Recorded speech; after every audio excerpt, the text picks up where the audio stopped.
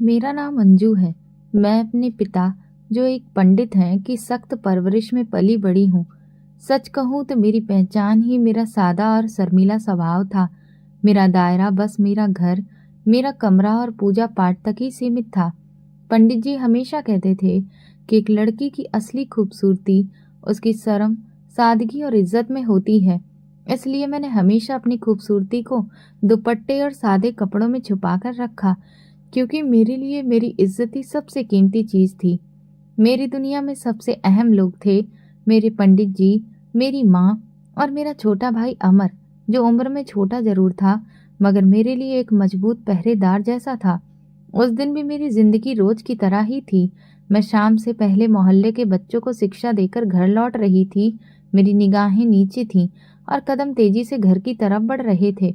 मुझे हमेशा डर रहता था कि कोई मुझे गलत नजर से न देख ले। हमारी बस्ती छोटी थी, लेकिन उस पर रविंदर सिंह की दबंगई और जुल्म का साया था।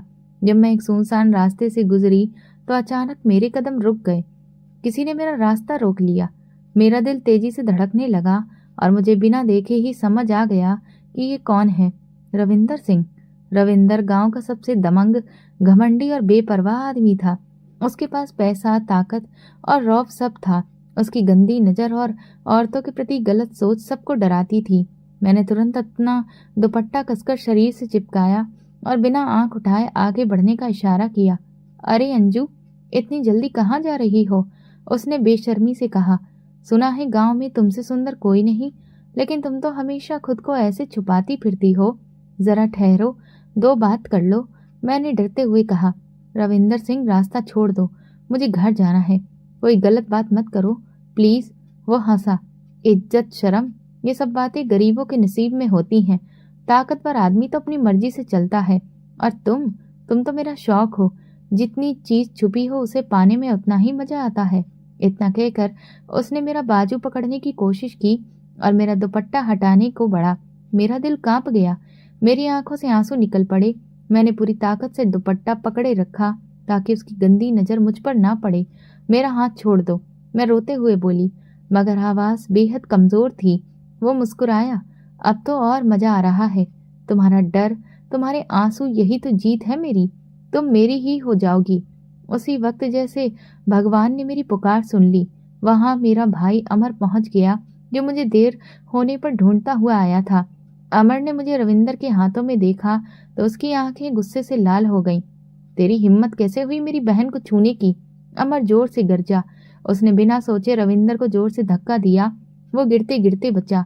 अमर ने मेरा हाथ छुड़ाया और रविंदर के कपड़े पकड़कर उसे झकझोर दिया। अभी बताता हूँ तुझे, एक गरीब की बहन की इज्जत क्या होती है। रविंदर के लिए ये कोई आम बात नहीं थी। गांव के दबंग आदमी को एक आम लड़के ने पकड़ लिया था। उसने खुद को छुड़ाया और कपड़े झाड़ते हुए बोला, मगर इस बार उसकी आंखों में गंदगी नहीं, बल्कि बदला लेने की आग थी। अमर, तूने मेरे कपड़ों पर हाथ डालकर अपनी बहन की कीमत लाखों करोड़ों में कर दी है। अब मैं इसकी इज्जत पूरे गांव के सामने नीलाम करूंगा और तुझे दिखाऊंगा कि रविंदर सिंह से पंगा लेने का अंजाम क्या होता है। अमर ने मुझे तुरंत पीछे किया और हम वहां से भागते हुए घर पहुंचे।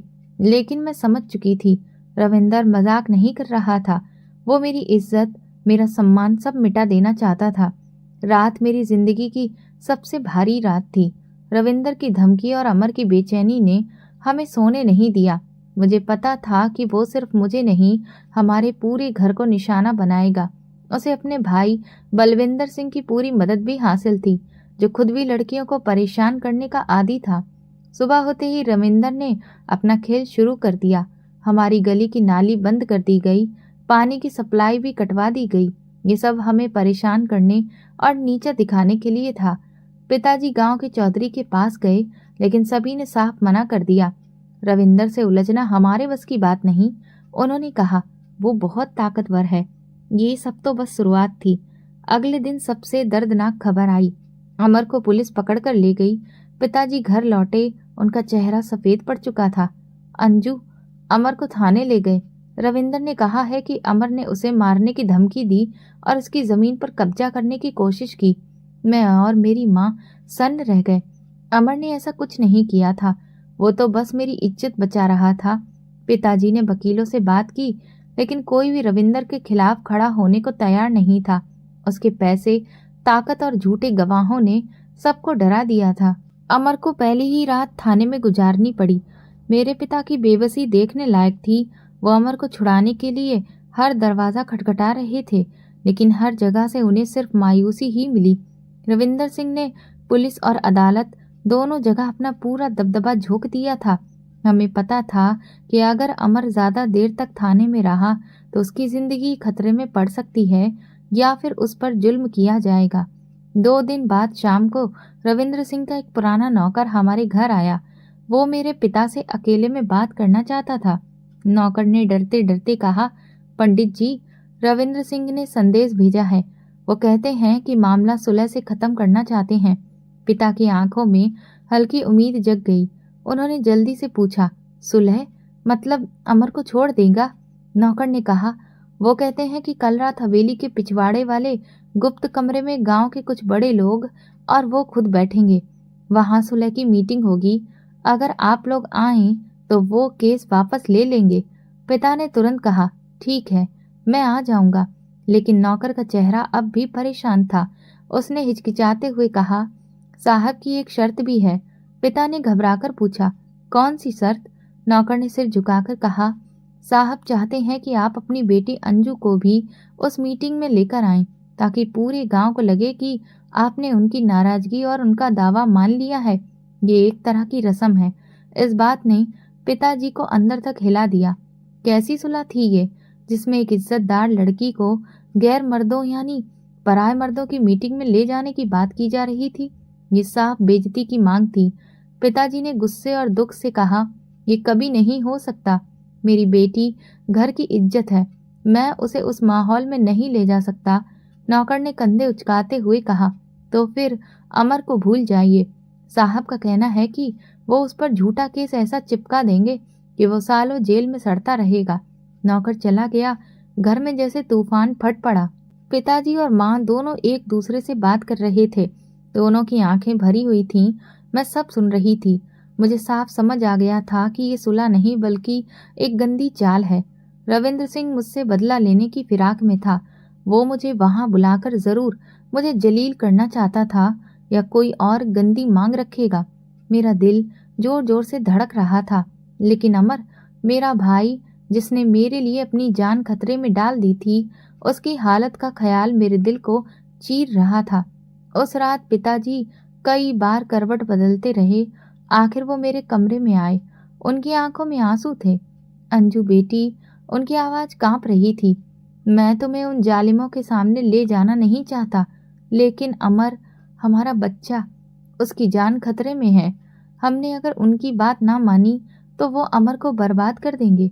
मैंने पिताजी की तरफ देखा। उनका चेहरा बेबस पिता का चेहरा था, टूटता हुआ, घुटता हुआ। मैं उनकी हालत महसूस कर सकती थी। मैंने धीरे से कहा, पिताजी, मुझे पता है कि ये एक चाल है। रविंदर सिंह मुझे नीचा दिखाना चाहता है। मैंने अपना दुपट्टा ठीक किया और खुद को संभालते हुए कहा, अगर मेरी इज्जत दांव पर लगाने से अमर की जान बच सकती है तो मैं तैयार हूँ। आप चिंता मत करें, मैं डरूंगी नहीं। मैं उस मीटिंग में जाऊंगी, बस एक ही बात पर, अमर को छोड़ने की शर्त पर। पिता भारी मन से मेरी बात मानने पर मजबूर हो गए। हम लाचार थे। हमारा फैसला अदालत इंसाफ नहीं बल्कि एक जालिम जमींदार की मर्जी तय कर रही थी। अगले दिन मैं, एक पर्दे में रहने वाली लड़की, एक ऐसी गुप्त मीटिंग के लिए तैयार थी जहां मेरी इज्जत को दांव पर लगाया जाने वाला था। पिता का हाथ मेरे बाजू पर था, लेकिन कांप रहा था। उनकी आंखों में गहरी बेबसी थी और मेरे दिल में डर की जंजीर कसती जा रही थी। हम रात के वक्त रविंद्र सिंह की हवेली पर पहुंचे। हवेली के पीछे वाले हिस्से में एक बड़ा लकड़ी का भारी दरवाजा था जो खड़खड़ाहट के साथ खुला। मैं अंदर गई और मेरा दिल जैसे रुक गया। कमरा अंधेरे से भरा था। बस मिट्टी के तेल के दिए टिमटिमा रहे थे, जिससे माहौल डरावना और भयानक लग रहा था। कमरे में गांव के दबंग लेकिन चरित्रहीन मर्द बैठे थे। उनकी आंखों में मेरे लिए कोई इज्जत नहीं थी। रविंद्र सिंह अपने भाई बलविंदर सिंह के साथ ऊंची गद्दी पर बैठा था। उसके चेहरे पर चालाकी और जीत की हंसी थी। हम अंदर गए। तो सबकी गंदी निगाहें मुझ पर ऐसे पड़ी जैसे मैं कोई इंसान नहीं सामान हूँ। मैंने दुपट्टे को कसकर पकड़ लिया। पिताजी आगे बढ़े। रविंद्र सिंह साहब, हम आपकी शर्त मानकर आए हैं। अब हमारा अमर कहाँ है? उसे छोड़ दीजिए। रविंद्र सिंह जहरीली हंसी हंसा। इतनी जल्दी क्यों पंडित जी? पहले हमारा बदला पूरा होगा। आपके बेटे ने हमारी इज्जत पर हाथ डाला था, अब आपको उसकी कीमत भरनी पड़ेगी। वो अपनी गद्दी से उठा और फिर सीधा मेरी तरफ उंगली करके इशारा किया। आपने कहा था कि अगर मैं आऊंगी तो अमर आजाद हो जाएगा। मैंने पहली बार आवाज निकाली थी और मैं पिताजी के पीछे खड़ी खुद भी डरी हुई थी। रविंद्र सिंह ने हैरानी से मेरी तरफ देखा और बोला, हाँ, अमर आजाद हो जाएगा, लेकिन पहले माफी की कीमत चुकानी पड़ेगी। मैंने तुम लोगों को यहाँ सुलह के लिए नहीं बुलाया है, बल्कि तुम्हारे घमंड को तोड़ने के लिए बुलाया है। ये लड़की अब मेरी मिल्कियत होगी। यही तुम्हारे खानदान से लिया जाने वाला बदले का दाम है। ये बात सुनकर मेरी रूह कांप गई। ये कैसी नई चाल थी? ऊपर से सुलह का दिखावा और अंदर से मुझे एक चीज की तरह अपने नाम करना। मेरे पिता गुस्से में चिल्ला पड़े, ये कैसी रिवायत है? हम अपनी बेटी किसी सौदे में नहीं दे सकते, ये इंसाफ नहीं। रविंद्र सिंह ने अपने भाई बलविंदर सिंह की तरफ देखा और मुस्कुराया। इंसाफ? यह हमारी खानदानी रस्म है और इसके सबसे अहम हिस्से की शुरुआत अब होती है।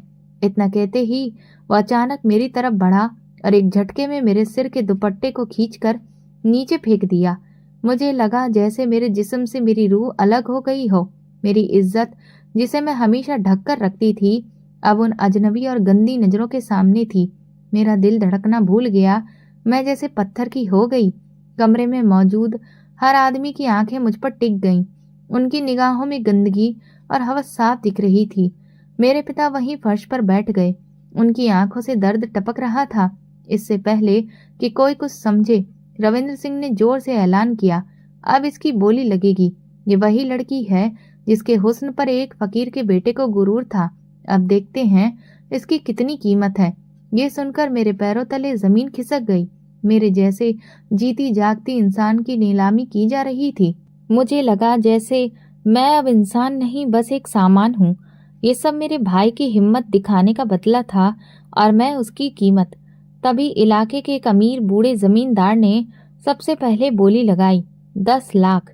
उसकी आवाज मेरे कानों में जहन्नुम की तरह गूंज उठी। उसने मेरी कीमत एक जानवर से भी कम बताई थी। मैंने आंखें बंद कर ली और भगवान से दुआ मांगी कि मुझे मौत आ जाए।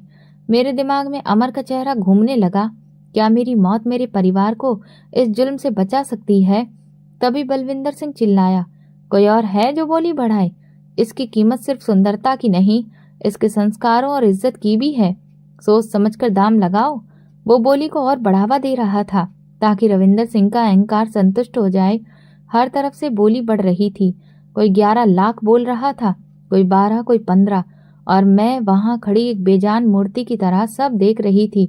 मेरे चारों तरफ बैठा हर आदमी मुझे ऐसे देख रहा था जैसे मैं कोई सामान हूँ जिसे वो अपने घर ले जाएगा। मेरे पिता रो रहे थे और बेबस होकर ये सब तमाशा देख रहे थे। मेरे अंदर की सारी हिम्मत टूट चुकी थी। मैं बस भगवान से प्रार्थना कर रही थी कि वो मुझे इस नरक से निकाल लें, चाहे मौत ही क्यों न देनी पड़े। ये सब कुछ इतना घटिया और इतना अत्याचारी लग रहा था कि मैं कांप उठी। ताकतवर लोग अपने बदले और हवस को रस्म का नाम देकर लोगों की जिंदगी बर्बाद कर देते हैं। मेरा भाई इस जुल्म का शिकार हुआ और अब मैं उसी जुल्म की कीमत थी। तभी एक जोरदार धमाका हुआ। दीवान खाने का भारी दरवाजा टूटकर अंदर गिर पड़ा। हर कोई सहम गया। मैंने डरते डरते आंखें खोली तो देखा दरवाजे पर एक लंबा, मजबूत और राजसी अंदाज वाला आदमी खड़ा था। उसकी आंखों में गुस्सा था, मगर उसमें अपने भाई रविंद्र जैसी गंदगी नहीं थी। वो था अर्जुन सिंह, रविंद्र सिंह का छोटा भाई, जिसने पढ़ाई लिखाई बाहर बड़े शहरों में की थी और जो अपने परिवार की इन गंदी परंपराओं से बिल्कुल अलग सोच रखता था। रविंद्र सिंह गुस्से से दहाड़ा, अर्जुन, तेरी हिम्मत कैसे हुई दरवाजा तोड़ने की? कौन होता है तू, हमारी महफिल में टांग अड़ाने वाला? अर्जुन ने उसे ऐसे देखा जैसे वो कोई कीड़ा हो। फिर उसकी नजर एक पल मेरे ऊपर पड़ी और फिर पूरे कमरे पर घूमी। उसने ठंडी लेकिन भारी आवाज में कहा, मुझे तुम्हारी इस गंदी महफिल से कोई मतलब नहीं है। मैं यहाँ ये गंदा खेल खत्म करने आया हूँ। ये कहकर उसने सबसे ऊंची आवाज में कहा, मैं इस सौदे की आखिरी बोली लगाता हूँ। मेरा दिल थम गया। क्या ये भी मुझे खरीदने आया है? क्या ये भी मुझ पर मालिकाना हक जमाएगा? तभी उसने कहा, मैं इसकी कीमत 10 लाख, 50 लाख या 1 करोड़ नहीं लगाऊंगा। कमरे में एक सन्नाटा फैल गया और फिर अर्जुन सिंह की आवाज गूंजी, मैं इस लड़की की कीमत 2 करोड़ लगाता हूँ। उसकी आवाज महफिल की दीवारों से टकराकर गूंज उठी। मेरी सांस रुक गई, मेरे हाथ कांपने लगे। ये कौन सा नया तूफान था? मैं 2 करोड़ देता हूँ और ये लड़की अब मेरी जिम्मेदारी है। पूरी महफिल में गहरा सन्नाटा छा गया। 2 करोड़, इतनी रकम तो इस इलाके में किसी जमीन या जायदाद की भी नहीं लगती थी। रविंद्र सिंह की आंखों में हैरानी और लालच एक साथ चमक रहे थे। उसका पूरा बदले वाला खेल एक झटके में खत्म हो गया था। वो गुस्से में तो था, लेकिन 2 करोड़ की इतनी बड़ी रकम उसे खामोश करने के लिए काफी थी। ये क्या मजाक कर रहे हो अर्जुन? रविंद्र सिंह ने लड़खड़ाती आवाज में कहा। अर्जुन सिंह ने बिना पलक झपकाए कहा, कोई मजाक नहीं है। उसने अपने साथ आए हुए सिक्योरिटी गार्ड्स को इशारा किया और उन्होंने बड़े बड़े ब्रीफ केस जो नोटों से भरे थे लाकर जमीन पर रख दिए। ये लो, तुम्हारा पैसा और तुम्हारा बदला भी पूरा। अब इस लड़की पर तुम्हारा कोई हक नहीं रहा, इसे छोड़ दो। रविंद्र सिंह ने पैसों की तरफ ऐसे देखा जैसे उसकी भरी हुई भूख अचानक जाग उठी हो। उसका लालच उसकी इज्जत पर भारी पड़ गया। उसने थोड़ी देर रुककर सोचा, मगर इतनी बड़ी रकम को ठुकराना उसके बस की बात नहीं थी। उसने हार मान ली। ठीक है, ये सौदा तुम्हारा हुआ अर्जुन, लेकिन याद रखना, आज के बाद तुमने एक दुश्मनी खरीद ली है। अर्जुन सिंह ने उसकी धमकी को कोई अहमियत नहीं दी और मेरी तरफ बढ़ गया।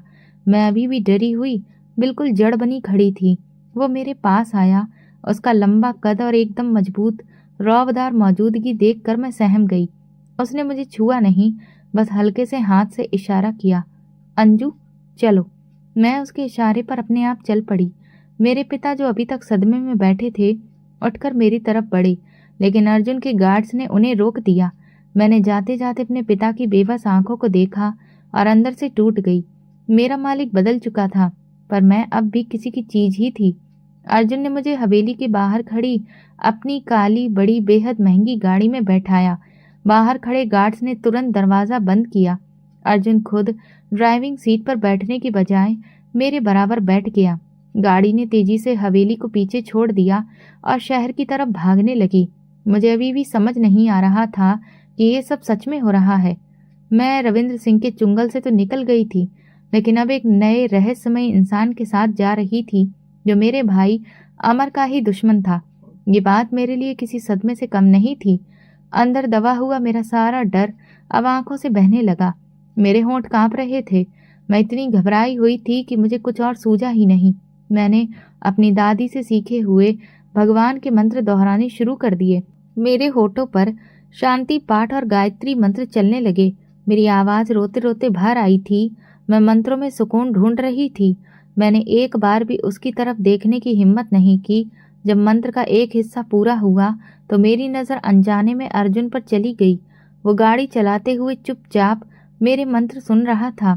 उसके चेहरे पर कोई रौब, कोई अकड़ नहीं थी, जैसे उसकी सारी शक्ति पिघल चुकी हो। वो मेरे डर, मेरी रोती आवाज और मंत्रों को सुनते हुए एकदम ठहरा हुआ था। मुझे लगा जैसे मेरे मंत्रों ने उसे अंदर तक हिला दिया है। मंत्र और अर्जुन का सन्न चेहरा दोनों मेरे दिमाग में गूंज रहे थे। जब गाड़ी रुकी तो मैंने देखा कि हम शहर से बहुत दूर एक बड़े आधुनिक स्टाइल से बंगले के सामने खड़े थे। ये बंगला यहाँ की पुरानी हवेलियों से बिल्कुल अलग था, खामोश, ठंडा और डरावनी तरह से शांत। अर्जुन ने बिना कुछ बोले मुझे बाहर आने का इशारा किया। मैं उसके पीछे पीछे चली। बंगला बाहर से जितना बड़ा और शानदार था, अंदर से उतना ही सूना और बेरंग था। मुझे एक बड़ा खूबसूरत हवादार कमरा दिया गया। कमरे में हर सुविधा थी, पर मुझे ऐसा लग रहा था जैसे मैं एक नए सुनहरे पिंजरे में बंद कर दी गई हूँ। मुझे कमरे में छोड़कर एक औरत आई जो शायद विदेशी थी। उसने मुस्कुराकर मेरा स्वागत किया और कहा कि वो मेरा ख्याल रखेगी। उसने अपना नाम बताया, मिसेस डिसूजा। मैंने उससे पानी लिया, अपने कपड़े ठीक किए और कमरे के एक कोने में चुपचाप बैठ गई। सारी रात मैं नहीं सो पाई। मेरे दिमाग में अमर, मेरे पिता और रविंद्र सिंह की धमकियां घूमती रहीं। सुबह हल्की धूप आई तो मैं फ्रेश हुई और पूजा की।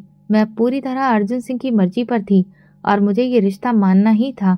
मेरा विश्वास मुझे हिम्मत दे रहा था। भगवान ने मुझे एक जालिम से निकाल दिया तो आगे भी रास्ता दिखाएंगे। दिन चढ़ा तो मैंने हिम्मत करके फैसला किया कि मुझे अर्जुन से बात करनी चाहिए। मैंने मिसेस डिसूजा से कहकर उसे संदेश भिजवाया कि मैं अर्जुन सिंह से मिलना चाहती हूँ। थोड़ी देर बाद मुझे उसके बड़े से ऑफिस जैसे कमरे में बुलाया गया। मैं घूंघट किए बिना बस सिर झुकाए उसके सामने खड़ी थी। वो एक बड़ी मेज के पीछे फाइल पढ़ रहा था। उसने बिना मेरी तरफ देखे कहा, बैठ जाओ अंजू, बताओ क्यों मिलना चाहती हो। उसकी आवाज़ ठंडी और बिल्कुल बेजान सी होने लगी। उसमें वो एहसास बिल्कुल नहीं था जो रात को मेरे मंत्र सुनते समय उसके चेहरे पर था। मैं हिचकिचाई, फिर धीरे से बोली, मैं आपका शुक्रिया करना चाहती हूँ कि आपने मुझे उस डरावनी हालत से निकाला, लेकिन एक बात मेरी समझ में नहीं आई। आप रविंद्र सिंह के भाई हैं, फिर आपने मेरी इतनी बड़ी बोली क्यों लगाई? क्या आप भी? मैं बात पूरी नहीं कर पाई, लेकिन अर्जुन ने समझ लिया था। उसने फाइल बंद की और कुर्सी पर पीछे टिक कर मुझे देखा। उसकी नजरें अजीब थीं, जैसे जिज्ञासा और सर्द बेरुखी दोनों हों। मैं अपने भाइयों के बारे में जानता हूँ कि वह कितने जालिम और गंदे कामों में पड़े हैं। उनकी ज्यादातर जायदाद गरीबों को दबाकर और लड़कियों को परेशान करके बनी है। मैं इस खानदान की अंधी परंपराएं अपनाने अमेरिका से वापस नहीं आया हूँ। तो फिर? मैंने धीरे से पूछा, आपका मकसद क्या है? उसने सीधे कहा, मेरा मकसद तुम्हें सुरक्षित रखना है और दूसरा अपने भाइयों के जुल्म को खत्म करना। तुम्हें रविंद्र से सुरक्षा चाहिए थी, अब तुम यहाँ सुरक्षित हो। मैंने तुम्हें इसलिए खरीदा है ताकि रविंद्र तुम्हारे साथ फिर कोई गंदी हरकत या बदला लेने की कोशिश ना कर सके। उसका जवाब सुनकर मेरे दिल को थोड़ी राहत मिली, क्योंकि उसकी नीयत साफ दिख रही थी, लेकिन उसका ठंडा कठोर अंदाज मुझे डराता था। वो मुझसे बात तो कर रहा था, मगर जैसे मैं कोई कीमती सामान हूँ जिसे उसने सिर्फ अपने मकसद के लिए बचा कर रखा हो। मैं तुम्हें तुम्हारे कमरे में जितनी भी सुरक्षा चाहिए सब दूंगा, उसने आगे कहा, लेकिन ये याद रखना कि तुम यहाँ मेरी मर्जी से हो। यहाँ से बाहर कदम रखना बिल्कुल मना है, क्योंकि बाहर रविंद्र और बलविंदर तुम्हें ढूंढ रहे होंगे। जब तक मैं उनसे निपट नहीं लेता तुम यहाँ ही मेरी देख रेख में रहोगी। उसका अंदाज एक सख्त अफसर जैसा था, जैसे किसी जूनियर को आदेश दे रहा हो। मैंने चुपचाप सिर हिलाया और उसकी बात मान ली। मुझे समझ नहीं आ रहा था कि ये आदमी बेरहम है या सच में मेरी मदद करना चाहता है। क्या वो बस बदला लेना चाहता था या सच में इंसाफ चाहता था? बाकी दिन इसी तरह गुजरते रहे। अर्जुन अपने कामों में बिजी रहता। वो दिन में कई बार कंप्यूटर और फोन पर लंबी मीटिंग करता था। वो एक बहुत बड़ा बिजनेस संभालने वाला आदमी लगता था, जिसे मेरे होने से कोई खास फर्क नहीं पड़ता था। मैं अपने बड़े कमरे में पूजा पाठ और चुप्पी में ही सिमट कर रह गई थी। मैं लगातार भगवान से प्रार्थना करती रहती, क्योंकि वही मेरा एकमात्र सहारा था जो मुझे इस अनिश्चित हालात में हिम्मत दे रहा था। मैं बस अपने भाई अमर की रिहाई और इन जुल्मों के खत्म होने की दुआ कर रही थी, और ये भी कि भगवान मुझे इस नए मालिक जैसी ताकत वाले इंसान की गलत नीयत से बचाए। वो मेरे लिए एक पहेली था जिसे समझना बहुत मुश्किल था। मैं अब भी अर्जुन के खूबसूरत लेकिन ठंडे और बड़े घर में अपनी तन्हाई के साथ कैद थी। उसका सख्त और कंट्रोल करने वाला अंदाज मुझे तकलीफ तो नहीं देता था, लेकिन अंदर की बेचैनी बनी रहती थी। मैं उसे एक ताकतवर अजनबी मानती थी, जिसका मकसद बड़ा जरूर था, लेकिन मेरे बारे में उसके इरादे मुझे समझ नहीं आते थे। मैं अपना ज्यादातर वक्त पूजा मंत्र और अपने डर को भगवान के हवाले करते बिताती, और मेरा दुपट्टा कभी मेरे शरीर से अलग नहीं होता था। एक शाम जब सूरज ढल चुका था और मैं आरती की तैयारी कर रही थी, तभी मुझे अर्जुन के ऑफिस वाले कमरे से धीमी आवाजें सुनाई दी। दरवाजा थोड़ा खुला था और पहली बार मुझे ये जानने की इच्छा हुई कि वो इतनी देर तक क्या करता रहता है। मैं धीरे से दरवाजे के पास गई और कान लगाया। अर्जुन किसी से फोन पर बात कर रहा था। उसकी आवाज में गुस्सा भी था और गंभीरता भी। हाँ, मुझे यकीन है कि सबूत जल्द मिल जाएंगे। हमें उनके सारे गलत धंधों और गैर कानूनी कामों का पर्दाफाश करना है। फिर उसने लंबी सांस ली और बोला, और सबसे जरूरी बात, मैं जल्द ही रविंदर और बलविंदर के खिलाफ केस करूंगा। उसके लिए मुझे उस लड़की की गवाही चाहिए होगी। मेरी सबसे बड़ी ताकत वही है। ये सुनते ही मेरा दिल एक पल के लिए रुक गया। उस लड़की मतलब मैं? क्या मेरी सारी जिल्लत का इस्तेमाल इस केस की बुनियाद के लिए होना था? उसने आगे कहा, मैंने उसे 2 करोड़ में इसलिए लिया ताकि वो उनके बदले का निशाना न बन जाए। वो अभी मेरी सुरक्षा में है और यही मेरी सबसे बड़ी बढ़त है। मैं उन जालिमों को कानून के सामने लाने के लिए कुछ भी कर सकता हूँ। वो खुद को भगवान समझते हैं, लेकिन अब उनका खेल खत्म होने वाला है। फोन कट गया। मैंने जल्दी से कदम पीछे खींचे और अपने कमरे में आ गई। ये सब सुनकर पहली बार मुझे दिल में सुकून मिला। उसका मकसद न हवस था न जुल्म, बल्कि इंसाफ और सुधार था। वो मेरे लिए कोई मालिक नहीं बल्कि भगवान की तरफ से आया हुआ एक जरिया था। मुझे ये भी समझ आ गया कि अर्जुन अपने भाइयों के गलत धंधों, जमीन पर कब्जा और औरतों को परेशान करने वाली हरकतों से बेहद नफरत करता था। वो एक इंसाफ पसंद आदमी था जो अपने घराने के जुल्म को खत्म करने के लिए सालों बाद वापस आया था। उस दिन पूजा के बाद मैंने हिम्मत की और दुपट्टा संभालते हुए उसके ऑफिस के दरवाजे पर दस्तक दी। क्या मैं अंदर आ सकती हूँ, अंजू? हाँ, आओ, उसने हैरानी से कहा। मैं अंदर आ गई और उसके सामने थोड़ी दूरी पर खड़ी हो गई। पहली बार मेरी आवाज में डर की जगह भरोसा था। अर्जुन, आज मैंने आपकी बातें सुनी हैं। मैंने सुना कि आप मेरी गवाही चाहते हैं और आपका मकसद सिर्फ इंसाफ है। उसके चेहरे पर हल्की सी हैरानी आई, फिर वो गंभीर हो गया। हाँ, ये सच है। क्या तुम्हें मुझ पर शक था? मुझे था, लेकिन अब नहीं। मैंने साफ कहा, मैं इस जुल्म को खत्म करने में आपकी मदद करूंगी। मेरा भाई अमर बेगुनाह है और आपके भाई अपराधी हैं। मैं उनकी असलियत बताऊंगी। अर्जुन ने गहरी सांस ली। अंजू, तुम बहुत साहसी हो, लेकिन ये रास्ता आसान नहीं है। तुम्हारी गवाही इस पूरे केस की नींव होगी। तुम्हें बहुत खतरे झेलने पड़ सकते हैं। मैंने अपनी आंखों से उनकी बनाई हुई जिल्लत की दुनिया देखी है। मैंने ठोस आवाज में कहा, इस जिल्लत को खत्म करने के लिए मैं हर खतरा उठा लूंगी। अगर आपका मकसद अपने परिवार के इस जुल्मी सिस्टम को खत्म करना है तो मैं आपके साथ हूँ। उसकी इंसाफ वाली सोच ने मुझे बदल दिया था और उसके लिए मन में जमा डर अब धीरे धीरे मिटने लगा था। मैंने पहली बार उसे सिर्फ कोई अमीर आदमी नहीं बल्कि एक ऐसा इंसान समझा जो मेरे दर्द और मेरे मकसद को समझ सकता था। अगले दिन अर्जुन सिंह ने मुझे अपने प्लान की कुछ बातें बताईं। उसने बताया कि वो कैसे सालों से अपने भाइयों के खिलाफ सबूत जुटा रहा है और उनके गलत कामों पर नजर रखे हुए था। उसका इरादा था कि वो अपने भाइयों को कानून के रास्ते रोके ताकि उनकी गलत चल रही हुकूमत हमेशा के लिए खत्म हो जाए। अब मैं हर वक्त उसके लिए दुआ नहीं बल्कि मन ही मन शुभकामनाएं करती थी कि वो अपने इरादे में कामयाब हो जाए। उसकी जीत ही मेरे परिवार की इज्जत वापस ला सकती थी। उसकी मौजूदगी अब मुझे किसी कैद की तरह नहीं बल्कि एक सुरक्षित जगह की तरह महसूस होने लगी थी। मैं पर्दे में रहते हुए भी उसके इस बड़े संघर्ष में उसका साथ दे रही थी। उसने मुझे फाइलें और रिकॉर्ड दिखाए जिनमें रविंद्र सिंह और बलविंदर सिंह के अत्याचारों की सारी बातें दर्ज थीं। मैंने भी अपने भाई वाले केस से जुड़ी जरूरी जानकारी उसे दे दी। हम दोनों चुप रहते थे, लेकिन हमारी नींव बहुत मजबूत थी। हमारा मकसद सिर्फ सच की जीत था। इसी मकसद ने हमारे बीच की दूरी को धीरे धीरे मिटा दिया था। अर्जुन की साफ नीयत और न्याय पर अटल रहने की बात जानकर मैंने भी उससे खुलकर बात करना शुरू कर दिया। हाँ, मेरी शर्म और मर्यादा मेरे स्वभाव का हिस्सा थी, इसलिए मैं कभी भी अपनी हद से बाहर नहीं जाती थी। अब हमारे बीच डर की जगह भरोसे ने ले ली थी।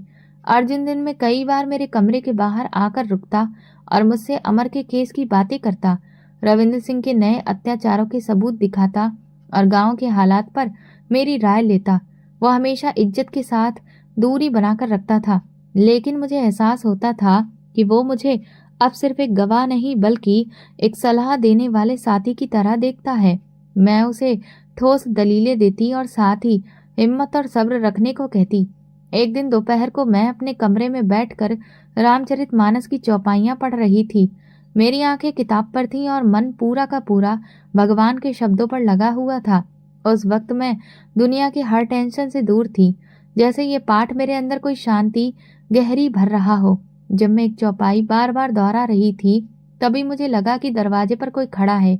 मैंने पाठ पूरा किया और फिर देखा कि अर्जुन सिंह चुपचाप दरवाजे पर खड़ा मेरी आवाज सुन रहा था। उसके चेहरे पर एक अजीब सा सुकून था, जैसे मेरी आवाज ने उसे कुछ पल की राहत दे दी हो। उसने धीरे से कहा, तुम्हारी आवाज में बहुत असर है अंजू। पाठ खत्म होने के बाद वह हल्के कदमों से कमरे में आया और दीवार के पास रुक गया। ये पहला मौका था जब उसने इतने नरम और साफ लहजे में मुझसे बात की। मैंने घूंघट में चेहरा ढकते हुए नजरें नीचे कर ली। अर्जुन ने गहरी सांस लेते हुए पहली बार अपने दिल की उलझन बताई। उसने कहा, तुम्हारा भरोसा बहुत मजबूत है अंजू। तुमने इतने बड़े जुल्म का सामना किया, लेकिन फिर भी तुम्हारे दिल में डर नहीं बल्कि भगवान का नाम है। काश मुझे भी अपनी जिंदगी में ऐसा सुकून मिलता। मैंने दुनिया की सारी पढ़ाई कर ली, लेकिन ये शांति मुझे कभी नहीं मिली। मैंने उसे हौसला देते हुए कहा, आप जो कर रहे हो वो भी किसी लड़ाई से कम नहीं। बुराई के सामने खड़े होना, सच के लिए लड़ना, ये बहुत हिम्मत का काम है। भगवान जरूर आपका साथ देंगे। मेरी आंखें घूंघट के अंदर से उसके चेहरे पर जम गईं। उसकी नजरों ने भी इज्जत के साथ मेरे वजूद को देखा। उस छोटी सी नजर के मिलाप में एक अजीब सा अपनापन महसूस हुआ, जैसे दो मुश्किलों से गुजर रहे मुसाफिर अचानक एक दूसरे को पहचान लें। ये जुड़ाव किसी तरह की जवानी वाली ख्वाहिश नहीं, बल्कि एक गहरी समझ और दिली हमदर्दी का एहसास था। उस दिन के बाद अर्जुन के व्यवहार में एक साफ बदलाव आ गया। वो मुझे और भी ज्यादा इज्जत देने लगा। अब वो सिर्फ सबूतों की बात नहीं करता था, बल्कि मेरी तबीयत और खैरियत भी पूछता। उसने मुझे शहर से कुछ दुर्लभ धार्मिक किताबें और इतिहास की पुस्तकें भी भेजी, ताकि मेरा ज्ञान बढ़ सके। उसने कहा, ये तुम्हारा हक है, तुम पढ़ी लिखी हो और तुम्हें इन चीजों से दूर नहीं रहना चाहिए। मैं सिर्फ तुम्हारी सुरक्षा ही नहीं, तुम्हारी तरक्की में भी बाधा नहीं बनूंगा। अब वो सिर्फ मेरा मालिक या निगरानी करने वाला नहीं रहा था। धीरे धीरे उसका खामोश ध्यान रखने वाला रूप मेरे दिल में एक हल्का सा, बहुत पाक और धीमा एहसास जगाने लगा। मैंने किसी आदमी को इस तरह पहले कभी नहीं देखा था। अर्जुन में एक नरमी थी, एक तहजीब थी जो उसके भाइयों से बिल्कुल उलट थी। उसकी इंसाफ पसंदी ने मुझे सुरक्षित और चैन वाला एहसास दिया। मैं उसके स्वभाव के बारे में सोचने लगी। वो अमीर था, ताकतवर था, लेकिन सबसे बढ़कर इंसानियत से भरा हुआ था। मेरे मन में धीरे धीरे ये ख्याल आया कि शायद ये आदमी मेरा सच्चा साथी बन सकता है। एक ऐसा साथी जो मेरी मर्यादा की कदर करेगा और मेरी विश्वास की रक्षा करेगा। ये मोहब्बत या लगाव बहुत शांत, बहुत गहरा और बहुत ही साफ था। ठीक मेरे घूंघट की तरह मुझे महसूस होने लगा था कि अब हमारी किस्मतें सिर्फ न्याय की लड़ाई की वजह से नहीं, बल्कि दिल के एक नए रिश्ते की वजह से भी एक दूसरे से जुड़ने लगी हैं। रविंदर सिंह और बलविंदर सिंह के खिलाफ कार्रवाई का वक्त करीब आ चुका था, लेकिन इस खतरे के साथ साथ मेरी जिंदगी में एक नई मोहब्बत की राह भी खुल रही थी। हमारी खामोश नजदीकियां अब एक मजबूत भावनात्मक रिश्ता बना चुकी थीं, जो आने वाले बड़े तूफान में हमें साथ खड़े रहने की हिम्मत देने वाली थी। मेरे और अर्जुन सिंह के बीच अब एक गहरा मगर बिना बोले समझ आने वाला रिश्ता बन चुका था। अर्जुन ने मुझे इज्जत, सुरक्षा और भरोसा दिया था, और मैंने अपनी चुप्पी, सच्चाई और दिल से उसकी तन्हाई को समझा था। लेकिन हमारी इस साफ सुथरी मोहब्बत पर अब डर का साया मंडरा रहा था। अर्जुन ने बता दिया था कि वो रविंदर और बलविंदर के खिलाफ अदालत में केस दर्ज करने वाला है, और इस केस की जीत का सबसे बड़ा सहारा मेरी गवाही थी। जैसे ही अर्जुन ने गांव के बुजुर्गों और पंचों को अपने भाइयों के खिलाफ कानूनी नोटिस भेजा, रविंदर और बलविंदर को शक हो गया। उनकी पूरी सत्ता और पैसा गलत धंधों पर टिका था। वो जानते थे कि अगर मैंने गवाही दे दी तो उनका पूरा खेल खत्म हो जाएगा। एक रात जब मैं पूजा करके अपने कमरे में रामायण पढ़ रही थी, बाहर अचानक शोर और गोलियों की आवाजें आने लगीं। मेरा दिल जोर जोर से धड़कने लगा। मैं समझ गई कि वो लोग आ गए हैं। मैंने जल्दी से अपनी चुन्नी ठीक की और एक तरफ खड़ी हो गई। तभी दरवाजा जोर से टूटकर गिरा और रविंदर सिंह, बलविंदर सिंह अपने गुंडों के साथ अंदर घुस आए। रविंदर की आंखों में इस बार सिर्फ गुस्सा नहीं बल्कि डर और बेचैनी भी थी। वो मुझे उठा ले जाना चाहते थे ताकि अर्जुन पर दबाव डालकर केस वापस कराया जा सके। कहाँ है अर्जुन सिंह? रविंदर ने चिल्लाते हुए कहा। तूने मुझे धोखा दिया, तूने मेरा माल चुराया और अब तू मेरी बर्बादी की वजह बन रही है। तभी अर्जुन बाहर आया। उसके पास कोई हथियार नहीं था, बस हिम्मत और भरोसा था। अब तुम्हारा खेल खत्म होने वाला है रविंदर। लोगों पर किए जुल्म का हिसाब तुम्हें देना ही पड़ेगा। देखते हैं खत्म कौन होता है, हम या तेरी ये गवाही। बलविंदर ने गुस्से में बंदूक तान दी और फिर शुरू हुई जबरदस्त लड़ाई। अर्जुन अकेला था, लेकिन अपने दिमाग और ताकत से उसने एक एक करके गुंडों को नीचे गिरा दिया। मगर रविंदर और बलविंदर दोनों गुस्से में पागल होकर उसे काबू करने की कोशिश कर रहे थे। लड़ाई के दौरान रविंदर ने मौका पाकर अर्जुन को दीवार से सटा दिया और उस पर बंदूक तान दी। तूने हमारी दुनिया उजाड़ दी, अब तू जिंदा नहीं बचेगा। ये सब देखकर मेरा दिल टूट गया। जिसने मुझे बचाया, इज्जत दी, उम्मीद दी, आज उसकी जान खतरे में थी। मैं और नहीं सह पाई। मैंने अपनी जान की परवाह किए बिना छुपने की जगह से बाहर कदम रखा और अर्जुन और रविंदर के बीच खड़ी हो गई। बस, बंदूक नीचे कर दे रविंदर। मेरी आवाज में डर नहीं, बल्कि यकीन और हिम्मत थी। अब किसी पर जुल्म नहीं होगा, किसी की जिंदगी से खिलवाड़ नहीं करेगा तू। मेरी हिम्मत देखकर रविंदर सन्न रह गया। उसे यकीन नहीं हुआ कि मैं उसके सामने खड़ी हूँ। मेरी अचानक आए हौसले ने अर्जुन को भी हैरान कर दिया। रविंदर की तवज्जो हटते ही अर्जुन ने जोर का वार किया और उसकी बंदूक छीन ली। भागो बलविंदर, इसे पकड़ो, रविंदर चिल्लाया। लेकिन अब बहुत देर हो चुकी थी। तभी बाहर से पुलिस के सायरन बजने की आवाजें आने लगीं। ये अर्जुन की प्लानिंग थी। उसे पहले से शक था कि हमला होगा। पुलिस तेजी से अंदर घुसी और रविंदर और बलविंदर दोनों को गिरफ्तार कर लिया। जुल्म की रात यहीं खत्म हो गई। अगले कुछ हफ्ते अदालतें, कचहरी और गवाहियों में गुजरे। मैंने पूरे आत्मविश्वास और पूरी सुरक्षा के साथ हर सवाल का सच सच जवाब दिया। मैंने नीलामी की रात रविंदर की धमकियां और अमर को झूठे केस में फंसाने की सारी सच्चाई अदालत के सामने रख दी। मेरी गवाही की वजह से अमर बाइज्जत बरी हो गया। रिहाई के बाद वो सबसे पहले मुझसे मिलने आया और अर्जुन को धन्यवाद कहा कि उसने उसकी बहन की हिफाजत की। उधर रविंदर सिंह और बलविंदर सिंह को उनके अपराधों की कड़ी सजा मिली और उनका दबदबा हमेशा के लिए खत्म हो गया। जब मैं अदालत से बाहर आई, अमर और मेरे पिता मेरा इंतजार कर रहे थे। थोड़ी दूरी पर अर्जुन खड़ा था। उसके चेहरे पर सुकून और गर्व था। सबके चले जाने के बाद वो मेरे करीब आया। अंजू, आज हमने बुराई को हरा दिया। तुमने मुझे सिखाया कि सच्चाई और ईमानदारी किसी भी ताकत से ज्यादा बड़ी होती है।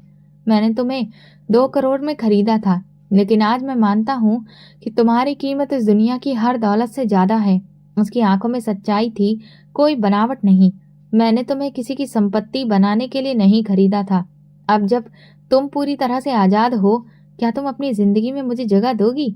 मैं तुम्हें अपनी पत्नी की इज्जत और एक साथी का मुकाम देना चाहता हूँ। मैंने मुस्कुराते हुए हल्का सा सिर हिलाया। अर्जुन, मैं आपके सच्चे इरादों को कबूल करती हूँ। हमारा विवाह बहुत ही सादा लेकिन सम्मान से भरपूर हुआ। मेरे पिता ने खुशी खुशी मेरी विदाई की और अमर ने भाई का फर्ज निभाया। हमारी जिंदगी की शुरुआत मालिक गुलाम की तरह नहीं हुई, बल्कि 2 बराबर और सच्चे साथियों की तरह हुई। भगवान की कृपा से हमारी नई जिंदगी शुरू हुई। बुराई की रात बीत चुकी थी और इंसाफ का सूरज पूरी तरह निकल चुका था। तो दोस्तों, आपको ये कहानी कैसी लगी मुझे कमेंट सेक्शन में ज़रूर बताएं। मेरे चैनल को सब्सक्राइब कर वीडियो को लाइक कर दें और वीडियो को हाइप भी दें। और ऐसी और भी रोमांचक कहानियाँ सुनने के लिए मेरे चैनल के साथ बने रहें। धन्यवाद।